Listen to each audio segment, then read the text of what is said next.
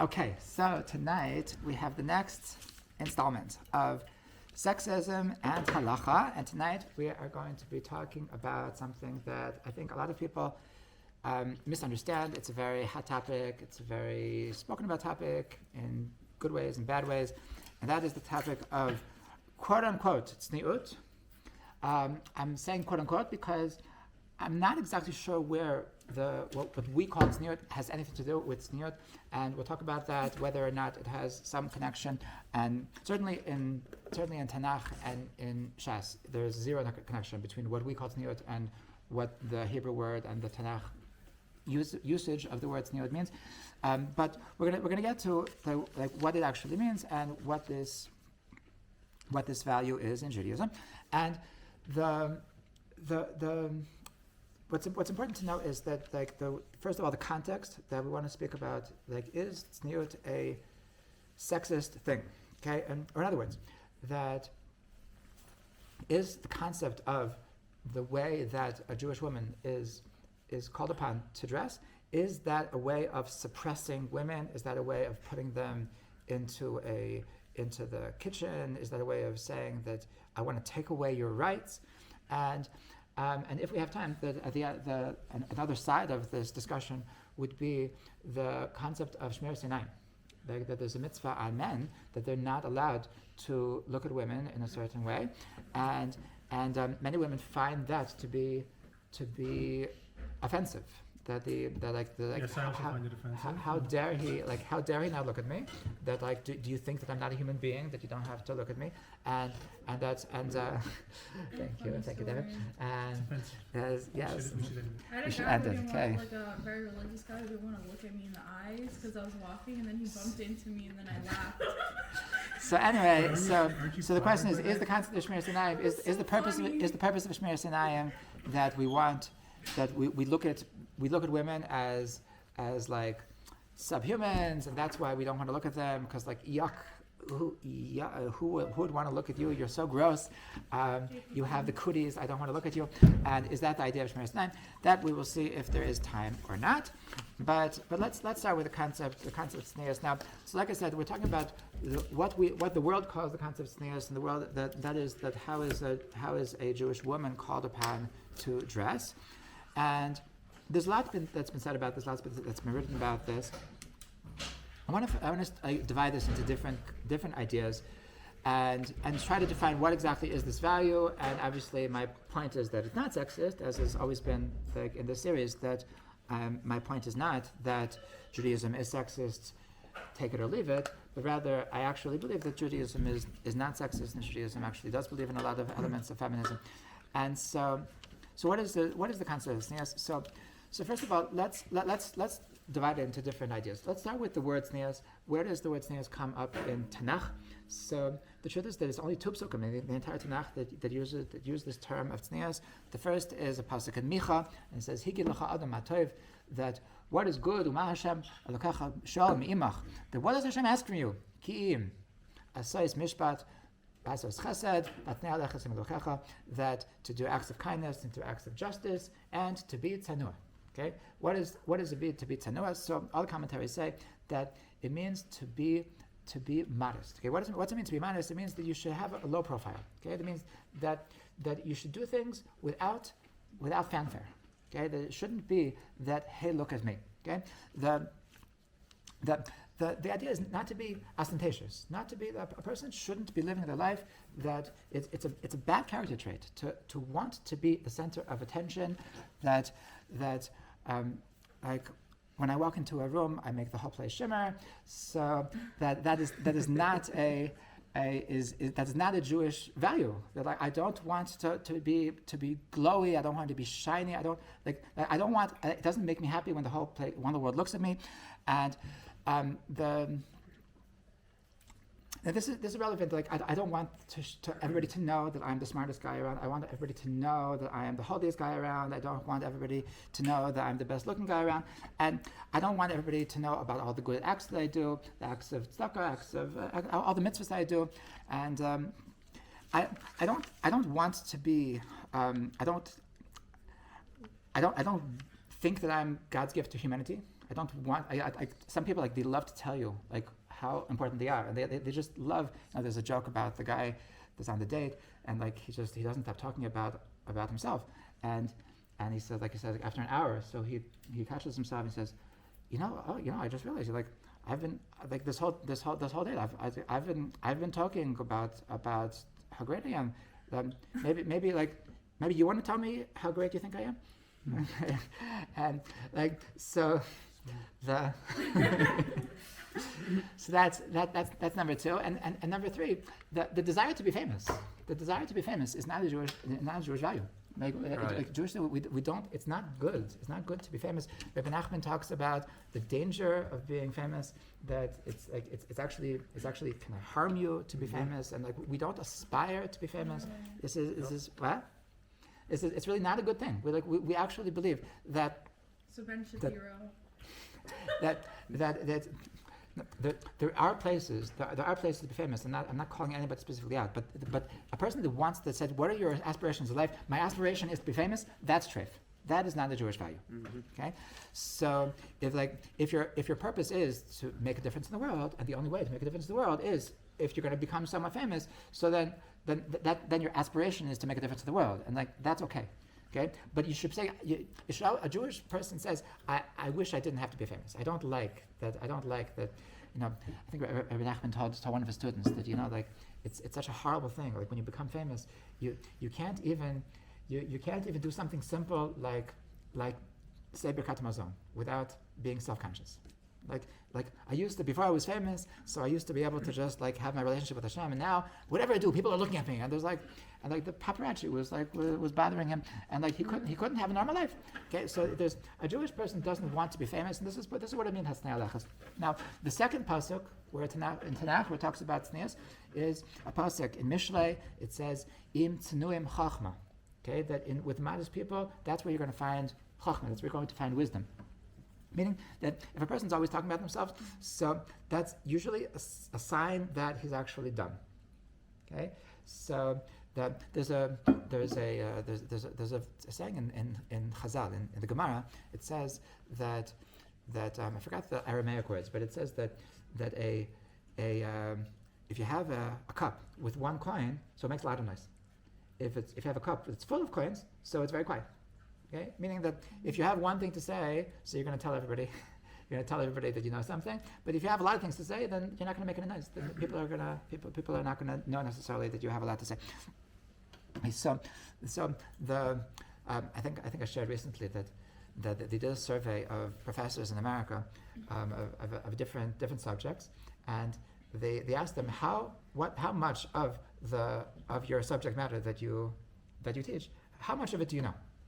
And so they saw consistently that the people that are in the top percentile of their field, they said that they know about 20 and 30%. And the people that were at the bottom percentile, they said, yeah, I know 80-90%. It's literally the more that you think you know, the less you know. Okay, so in the modest people, those are the people that you should actually ask their opinion, because those are the people that actually know something. Okay, so this is the first. This is where Tznius comes up in Tanakh, and this is absolutely a Jewish value, not to be ostentatious. Now, the Gemara says an interesting thing. That the Gemara says in Makos Chav Daled, it says that Tzniut Lachas Elokecha is talking about Hotzah Sameis v'Achnasas Kala. Okay, it's talking about that you shouldn't have a huge, I don't know what this even means, to have a huge ostentatious funeral and a huge ostentatious wedding. Okay, and the Gemara says that even the things that are supposed to be public, the Torah says that you should be modest about it. So certainly the things you're supposed to be modest, you should be modest. But what does this mean? It means that you shouldn't like people, I heard the expression that people make, in America, they make weddings with the intention that your eyeballs should pop out. Okay? I want to impress. I want to impress you. Now that's what it means. That means that's literally what the Gemara is saying. That in Ger they have takanas, what you're allowed to order for the first course, what you're allowed to order for the second course. There's mamish takanas of how fancy your weddings are allowed to be. It hasn't come to Lakewood yet, and there's mamish, like it's not a Jewish thing to have a wedding that I'm gonna be showing off is not a Jewish value. Okay, and like the Gemara says the same thing by I don't know what this means by a funeral, that like you shouldn't maybe like if you're planning, if you're on your deathbed and you're planning how how many people are going to eulogize you and like tell them what they should say. Like you shouldn't like, I want to have the funeral of the century. This is not the Jewish concept. This is not the Jewish value, and we want to be honest even in things that are by nature they're going to be public. Okay. So now that is where mamish the Tanakh talks about tznius. Okay, and so this obviously, this value of tznius of not being ostentatious, obviously there's nothing to do with men versus women. This is a universal value, and so what's very interesting is that this term tznius. So there's two places that specifically that Chazal take this word. Okay, the first is the Gemara in Brachas. The Gemara in Brachas, Daf Samach Beis, says Loi Nikra Tzanua Alamisha Tzanua Bebeis Akise. Okay, that there is a person that if you want to know who can you call them a real Tzanua person? A real Tzanua person is a person that's quote unquote Tzanua in the restroom. Okay, in the restroom, in the bathroom. Okay, so what does that mean? That there's a certain so what is if we have to define the word tzanua, okay, we said not ostentatious. What's the opposite of being ostentatious? Being private. Okay, being private. Okay, that means like I keep my life to myself. That I keep my life to myself. I'm not constantly talking about my life. Not constantly talking about myself, and I'm a private person. I'm a private person.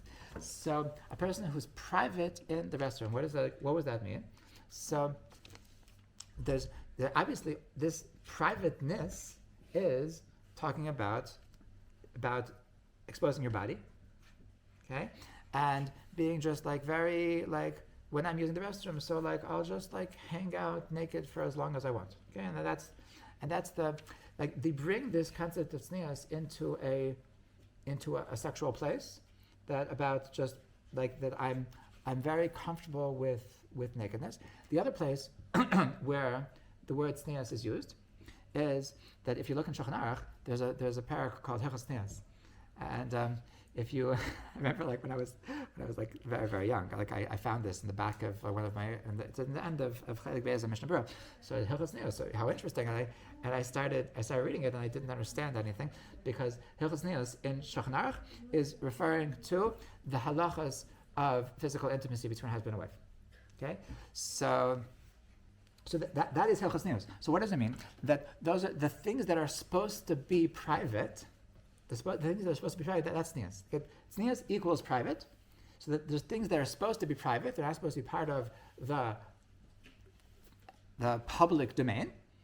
And those are the things so the things that are most supposed to be private are A, that what you do in the bathroom, and B, what you do in the bedroom. Okay, those are the things that are the most private. So keep them private. Okay, make sure that you're not making a public thing about these private things. So now, there's a very interesting thing. The Gemara says that there was something called Baal Pa'or. The Torah talks about Baal Pa'or. So what was Baal Pa'or? Idol. It was an idol. It was a certain there was a very interesting way of worshiping this idol, and that was that you would defecate in front of the idol. Okay, that was Baal Pa'or. So what's the idea behind Baal Pa'or? So Rav Chaim Shmulevitz has a famous Torah about this, that the idea of Baal Pa'or is that this is something that even the most basic people understand, that this is something that is supposed to be private, and to do something just without any shame whatsoever. So that is the complete opposite of tznius. It's like they were idolizing the concept of that there is nothing that is supposed to be private. Okay. The other thing that about tznius, they say, is about intimacy, and that's something that we spoke about a couple of weeks ago. We spoke about it when we spoke about the tree of knowledge. That we spoke about the Pride Parade, okay, and that like I was wondering like what's up with like the preparatory? Like I thought it was about you're supposed to just embrace your sexuality, and what's it have to do with walking around naked? Right? So until I realized that the part of their agenda is not just that it's okay to be gay or lesbian. The part of their agenda is that sexuality is something that's supposed to be in the public domain. Okay? And that's so antithetical to Jewish values. Jewish values is that sexuality is something that's supposed to be private. Okay? And to put it in the public domain, to say that I want this to be something in the public domain, that's the opposite of tznius. Okay? So the word tznius means to be private, okay? Which is something which is first of all, it's a mindset regarding everything in my life. I don't want to be ostentatious. I want to show off how much money I have, how much power I have, how wise I am, how righteous I am, and also that it's saying that there's things that are meant to be private, okay, and that is the basic kisei, and that is like the using the restroom is something which represents the understanding that not everything is supposed to be part of the public domain. There's a very interesting thing that I think part of tznius, I don't know if everybody connects this, but everybody knows that religious Jews have a certain standard of the way they talk. Okay, that there's words that they don't say. Okay, and we call this being refined.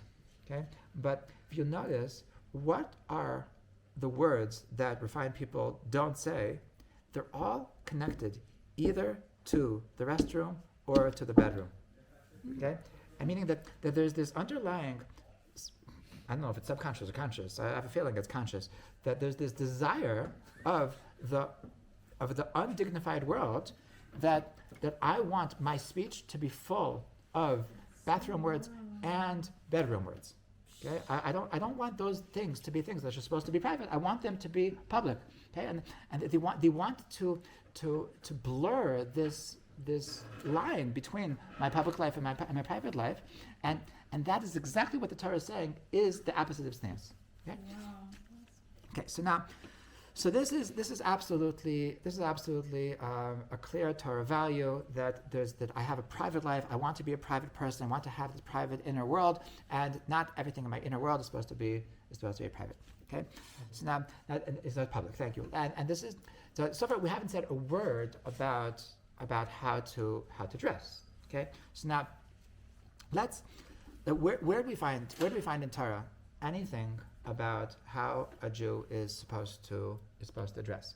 So the closest that we find, so first of all, there's absolutely nowhere. You will not find anywhere in the standard text that the halachas of how a Jewish man or woman is supposed to dress. It doesn't exist. Okay, it doesn't. It's on the Torah. No, there are halachas about having a head covering for a man and also a woman. There's halachas, but no, it is. But you'll never find a paragraph. You'll never find a chapter that is the halachas of how you're supposed to dress. Okay, it wasn't the topic of discussion. Why wasn't the topic of discussion? So the simple reason is because it was never an issue. Because everybody knew how to dress. It's a rather new thing. The first halacha book that I know that talks about hilchos tznius is as how long your skirt has to be, is a sefer called Oz V'Had Levusha by a Rav from London, I think, Rav Falk, and it was published in 2004. So that's like I don't know if before that there was ever a halacha book of what are the halacha. Now, there certainly were back in the 50s. I know for a fact that in Toldos Aaron, like they had takanas of like the way women are supposed to dress, but like a halachic book to say the halachas of tznius, I don't know if it ever existed before 2004. I'm probably wrong, but for sure not too much before that. We're gonna get to that. So what's the closest thing that you can find in halacha to how a woman is supposed to dress, or how a man is supposed to dress for that matter? So there's something called das Yehudis. Okay, this is a Gemara in Ksubis. The Gemara in Ksubis talks about that. Ksubis is talking about like the relationship, the obligations between a husband and wife. So it talks about some situations that are grounds for divorce. So one of the grounds for divorce, the Mishnah says, is if a woman doesn't follow something called das Yehudis. What's it mean, das Yehudis? So the Gemara gives different examples of what's considered going against the Yehudis. Number one, to go outside, to go in public without a proper head covering. Okay. Number two, to wear a flower on her face, either on her cheek or on her forehead. Kidera chaputzos. Apparently, there was some kind of I don't know, maybe it was a kind of promiscuity, like a kind of prostitution kind of thing. That was like, it was a sign of like wearing a flower on your face was a sign of something that was considered an improper thing. Number three, if they would to sew in public with your, and the way that they would sew obviously is with their arms showing. I don't know. I never sewed, so I wouldn't be able to tell you. Okay, women but apparently the way to sew, if you really want to know how to sew, so the only way to really sew properly is if your arms are showing. And if you would sew in the shuk with your arms showing, that's another considered that going against the Yehudis. Number four, if you flirt with boys. Number five, if you talk about sex with your husband so loud that your neighbors hear. Okay, then that is those are the five talk about. Yeah, they hear you talking about it. So you're screaming about sex so long that so loud that your neighbors hear about it. Those are the five examples of das Yehudis. Now, so you see clearly that these are not. Some of them overlap with the way to dress, but this is absolutely not a dress code. Okay, this is a way of life. This is a certain way of just living your life, and some of these customs overlap with that you're living your life in a way which is inappropriate dress. Okay, but like I'm saying, this is not under the category of what are the halachas of how your clothes are supposed to look. Okay? Why is it so commercialized in a way? I don't understand. It's like so in Judaism, like the way you dress is like. Oh, that's not. This is a rather new idea. There's a rather new idea to say that there's halachas of. From A to Z of exactly how long everything has to be. This is a rather new idea. This is the only source in Chazal of that it's all related to how you're supposed to dress. This is the source in Das Yehudis. Now it doesn't say a word about tznius in this. It doesn't say the word tznius once in this entire list. So that would imply to me that there's two things. There's something tznius. Tznius is simply a Jewish value of being modest in terms of not saying, look at me, okay? And then there's another thing of an inappropriate way for women to act with men, which is not to flirt, not to act in the way that prostitutes act, not to talk about sex. These are like in a very loud, very loud voice. There's a certain inappropriateness. I wouldn't say that's anything to do with tznius. It's a chiddush to me that's called tznius. So where does it actually come from? So it comes from the Rambam. Okay, when the Rambam describes the halacha of das Yehudis, so the Rambam says, and this is in Hilchos Ishus Perek Chav Daled. So he says, what is das Yehudis? It is the minhag tznius shechiblu hanashim. That this is the customs of tznius. He's the one who puts tznius into das Yehudis, and that they had a certain custom of acting, of appropriate way to act, even though it's not written down in the Torah. Okay, this is a certain norm that the community has of this is something what's called inappropriate. Okay, so this is the Rambam in Hilchos Ishus, and this is brought down in the Shulchan Aruch. Siman Kuf Tesvav. Okay, so the Rambam and the Shulchan Aruch, so they connect das Yehudis to the concept of tznius. Okay, so that's if you want to know where do we get that tznius has anything to do with how women dresses. So we can blame the Rambam. Okay, it's relevant. It's certainly a way to act. It's certainly a way to live that we follow the Rambam, we follow the Shulchan Aruch. But if you want to know where does the idea that has anything to do with tznius come in, so that's only from the Rambam. Okay, so So what exactly does tznius mean? Like there's certainly that it is implied in this Gemara. It is implied from this Gemara of Das Yehudis that there is a certain inappropriate way for a woman to behave, and part of that inappropriate way for her to behave is is the way that she acts around men, the way that she exposes her body, and what is the idea behind this? And like to circle back to how we started, is the idea of this to oppress women, to put them into the corner, to take away their rights? Okay, is this a way of Torah / rabbis / males to control women? Okay, that is the question.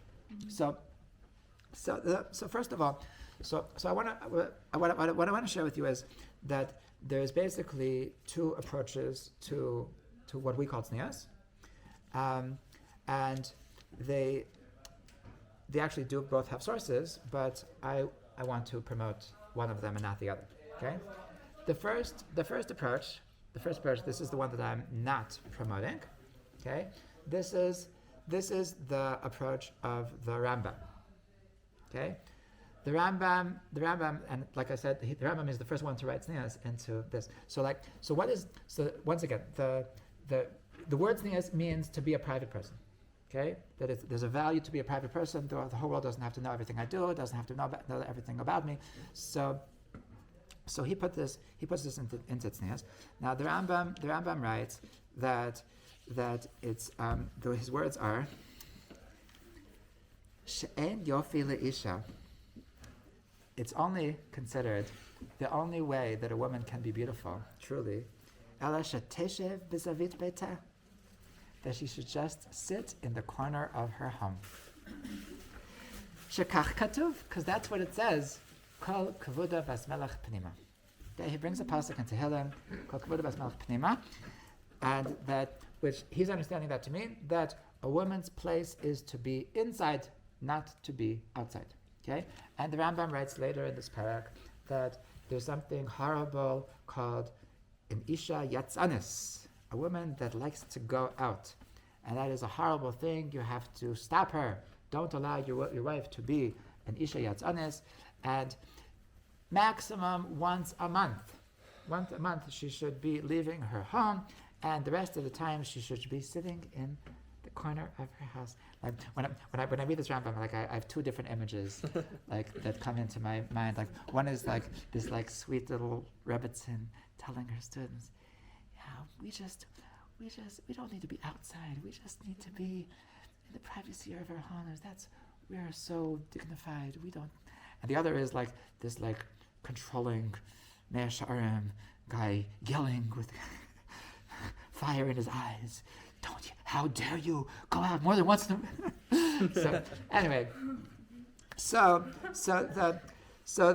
based on this idea of Kol Kvuda Basmelach Pnima, the woman is not supposed to be outside. This is obviously, of course, a woman should not be Mashiach. Of course, a woman should not have any public positions. She says absolutely she should not be a Chaver Knesset. Rav Kook in 1920. So he used this pasuk as a reason that he claimed that Judaism does not believe that women should have the right to vote, because that is considered being a public person and being part of public society, and Judaism believes that women are not supposed to be part of public society. That Rav Kook wrote, the Tzniut Rav Yaakov Weinberg. So he's like, we love him because like it's because of him that we're allowed to do mixed singing. But when it came to women voting, so he was with Rav Kook on this one. The women should not vote because women just have to be not part of the public sphere. So now there is another time that this pasuk of Kol Kvuda Basmelach Pnima is used. So meaning that, so the Rambam takes the pasuk Kol Kvuda Basmelach Pnima to mean the woman is not supposed to be part of the public sphere. Okay, and so let me just explain to you why I'm saying this. That there's a certain philosophy in what quote unquote tznius means, that really a woman it would be best if she would not exist. Okay, meaning that okay, but what can we do? Hashem decided that we need her probably just to have babies, and. So if she's not having babies, she should try her hardest to be as if she doesn't exist. Okay? So if she could have an invisible cloak, that's mamish the best. if you don't happen to go to Hogwarts, then you can get a burqa. If you're not going to get a burqa because they'll kick you out of your seminary, so do it like the closest you can do to that. They have in Yesharim, what are those? I know. Yeah. So, but basically, that the philosophy, the mentality behind this idea of Tzniut is that basically try your best not to exist. Okay, and based on this, based on this mentality, so there's a lot of halachas, quote unquote halachas, that they say that a woman is not supposed to attract attention. A woman is not supposed to attract attention.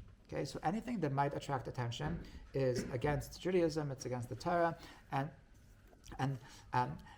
this includes like having any writing on the. You shouldn't like anything about like certain colors anything that might having like there's communities that they say like don't wear colorful clothing because colorful clothing attracts attention, and you're not supposed to attract attention because you're supposed to try your hardest not to exist. Okay, and this is one approach, and like I'm saying that this is actually the approach of the Rambam. This is actually so like if people who are very into the Rambam, like Yemenites, so yalla, go for it. But with all due respect, Rambam, I apologize, but no, like this is not the way I want to live my life. This is not the way my Rebbeim want to live their life. This is not the way my students want to live their life. And so the question is like, is there an alternative approach? Like, is this actually what this pasuk means? Kol kavod bas malach pnima. That and I've been implying this whole time that nobody stands for this. Nobody in Judaism, nobody in Orthodox Judaism, nobody in Haredi Judaism stand for this. That I don't know any place, any community in Judaism that they tell the women not to vote. It's like there's people that they tell the men not to vote because it's Zionist, whatever. But I don't know of any community where they say that this is not that women shouldn't be part of the public sphere whatsoever. And so this forces us to ask ourselves, well, but what about the pasuk? If it's actually part of our tradition, so then you can't deny it. Like whether you like it or not, if it's really a pasuk in Tehillim, so it's actually something that can't be denied. So the truth is that there's another place. There's another place that Kol Kavod Bas Malach Pnima is brought up, and that's in the Gemara Yerushalmi. And the Gemara Yerushalmi brings this in the context of a very holy woman by the name of Kimchas. Okay, Kimchas. So she is brought up in the Gemara Bavli as well, the Gemara in Yom Mem Zayin, that it says in Yom Mem Zayin that this woman Kimchas merited to have 7 sons, that each one was so holy that they were all Kohen Gadol. That the same mother had seven sons that were actually serving in the temple as the Kohen Gadol, and the Chachamim they were astonished. They're like, how are you zacha? How are you married to have so many have such holy children? And so Kimchas, and so she said because the walls of my home, the walls of my house never saw the hairs of my head. Okay, so interestingly, the Gemara says that they answered her that, well, a lot of people tried that and it didn't work for them, so it can't be it, and that's the end of this discussion. So now I do want to note that the Gemara does not say that I disagree that what you're saying is not a value. Okay, the Gemara just says that I don't think that's a good enough answer. You must have had some other merit that you're not telling us, and that's actually why you married it. But the Gemara certainly says that this is a value. Now, so that's the Gemara. Rashi brings in Yuma. Rashi brings that in the Yerushalmi is in a different place. The Yerushalmi is in Harius. The Yerushalmi in Harius says, and that's what it says, Kol Kavod Bas Malach Pnima, that this the way that this behavior of Kimchas is an expression of this Torah value, of this pasuk of Tehillim, of Kol Kavod Bas Malach Pnima. So now, what does it mean? That it doesn't say anywhere that she did not say that she didn't go outside. She said that she didn't uncover her body even when she was inside. Okay, so that's clearly a different interpretation of what the pasuk means. So the way I understand what the Yerushalmi is saying is that kol kavod bas melech, that a person kavod means honor, it means dignity, means that if you want to know if you're a dignified person, so it's pnima. The way to know if you're actually dignified is if you do it when people aren't looking. Okay? And this brings us back to what we were saying before, that the Gemara Brachos that says lo nikra tzanua ela misha tzanua b'beis hakisei, that if you want to know if you're actually tzanua / dignified, so how do you act when you're in the bathroom? When nobody's looking, when like there's no social pressure to act a certain way, so are you still dignified? And that is what Kimchas was saying, that she was so dignified, she even looked at showing her hair as something which was against what she believed in, and she did it even in the privacy of her own home, even when nobody was around. Okay, that's really, and that's a very beautiful thing. That you want to know if you're actually kavadik, you want to know if you're actually dignified. How do you act when no one's looking? Because the fact that you act dignified when other people are looking, that doesn't actually mean that you're dignified. That just means that you care about what other people say. It could be that you're the opposite of tznius, that you're so, like people who are like social anxiety, like so humble that they tell everybody how humble they are. I'm the humblest guy. You want to hear like just last week I put these I did so many mitzvahs. I didn't tell anybody about it. Oh my gosh! I can't believe I slipped. And you slipped up right there again. So that's you can have a person that is dignified only because other people are looking, and the real test of how dignified you are is when nobody's looking, and that's what it means. Okay, so this is a different interpretation of what the pasuk means, based on the Yerushalmi, and this is different than the Rambam. So this is the opposite of the Rambam, and it's very possible that according to the Yerushalmi that there actually is not a Jewish value that a woman is supposed to be locked up in her home, and you're only supposed to go a maximum of once a month, and just let's just shut them down, shut them up, and make sure that they are not part of society. That we can say that this is actually not a Jewish value. Why did the Rambam say that? I do not. So it's crazy. So if this is not what Tznius means, if this is not what the purpose of Das Yehud is, i.e., the privacy, when we're talking about that a person is being called upon to be a private person in the way that they act. So if it doesn't mean that I'm trying to be so private that it's as if I don't exist, so then what does it mean? Okay, so I want to share with you an idea that I think is it's very true, and it's very it's very comforting. And this is an idea that I learned from Gila Mellison. She has a book on Tznius called Inside Outside. And basically the idea of her book is as follows. That the message, the idea of the way that Hashem wants us to dress is that Hashem wants us to express ourselves to the world, to present ourselves to the world as souls, not as bodies. Okay? And so that Hashem knows that what are we? What am I? What am I? This is such a basic question that every person needs to ask themselves. How do I identify? Do I identify myself as my soul, or do I identify myself as my body? Okay. Some people say that am I a body that can have a spiritual experience, or am I a soul that has a physical experience? Okay. How do I identify myself? So the Torah wants us to know we are actually souls. Okay. We are in Israeli culture, like it's a thing like neshama shalik, like we people call each other, it's a term of endearment to call each other neshama. So to know that I am a neshama, and that's how I want people to relate to me. I want people to relate to my neshama and not to my body. Okay, so now how I'm going to present myself to the world is going to define how they are going to relate to me.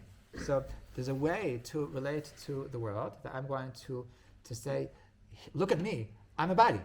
Okay? And there's a way to look at the world that says, look at me, I'm a soul. Okay? So according to this, so the purpose of covering parts of a person's body, and this is why I think that like when people talk about what is the idea of the way the Torah prescribes for women to dress, so they don't like nobody like they're offended by the fact that I need to dress a certain way because otherwise men will X, Y, Z, and so I don't think that's really an accurate way of saying this. It's not about the men. It's really about yourself. But you can't divorce it from the fact that how men look at women affects the way the women are going to be perceived by the men. Mm-hmm. So that's why it's just wrong to say that it's just intellectually dishonest to say that in terms of dress code, so then there's no difference between men and women. And it's true that the Gemara actually says that there's a Gemara that says that how is hechidami chaluka shel tamei chacham? Where is this? That the Gemara says that how should a tamei chacham dress? Kol shelo nira v'sara tachas chaluka.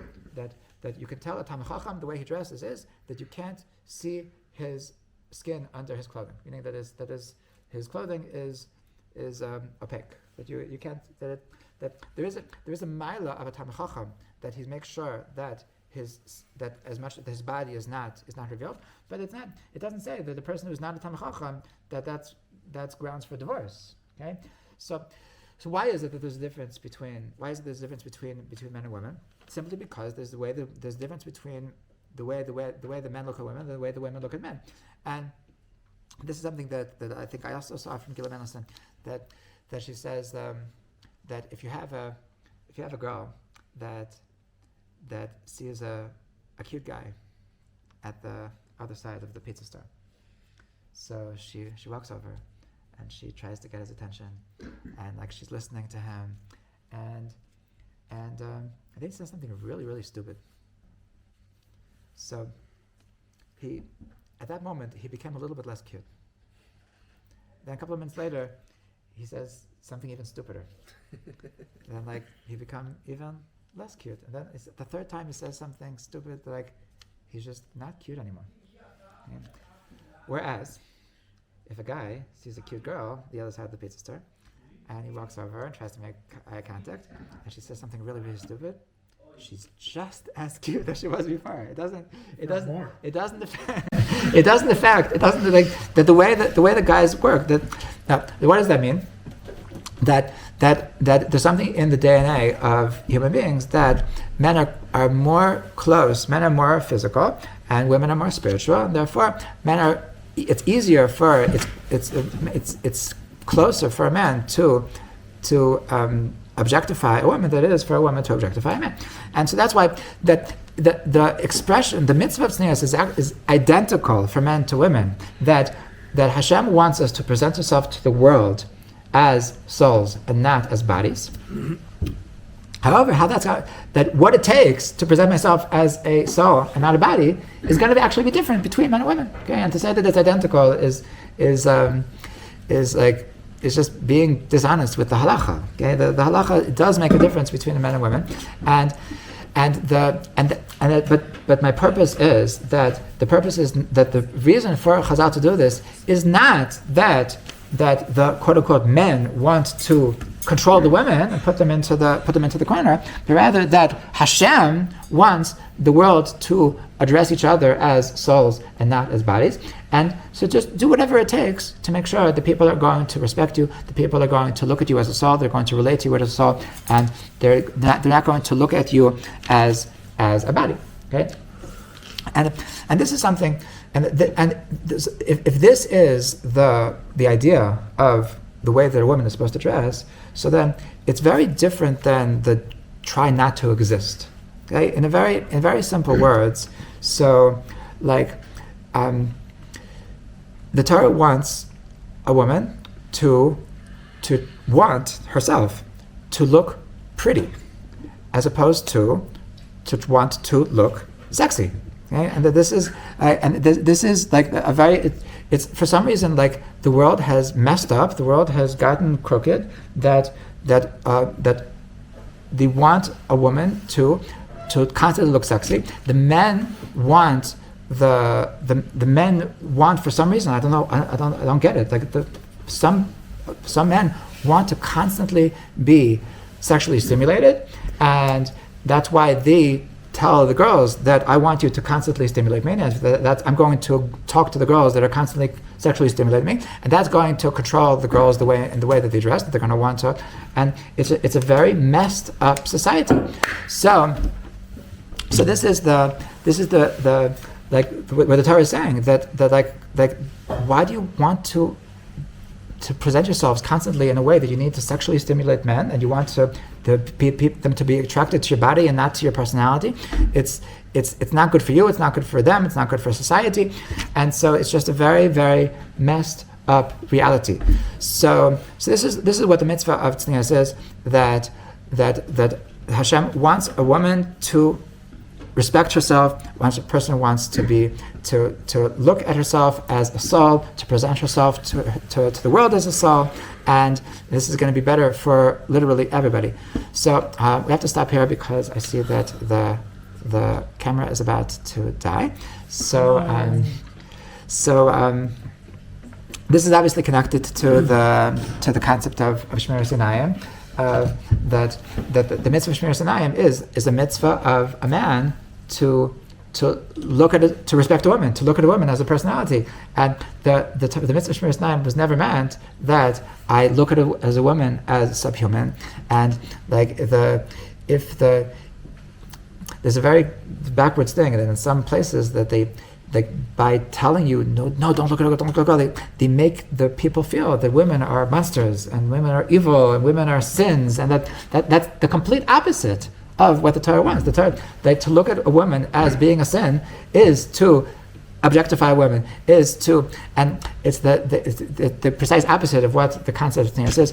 So the Torah value is that we should be living as a society that looks at ourselves as souls, that respects ourselves as souls, that identifies as souls, and this is really what the Torah wants from us, and it's not just about dignity. Like, you can have like the very dignified people that want to be sexy, and that is a problem. It's not enough to want to be dignified. It's to understand that we are not just dignified, we are souls. Okay, so anyway, so I certainly don't think that this is something which is meant to put women down. It's something which absolutely elevates women. Women who are objectified are absolutely not happy. They're absolutely not respected, and the respect that they're getting, the attention that they're getting, is really killing them and is really bringing them to a bad place. So this is really win-win. So, l'chaim Tzniut.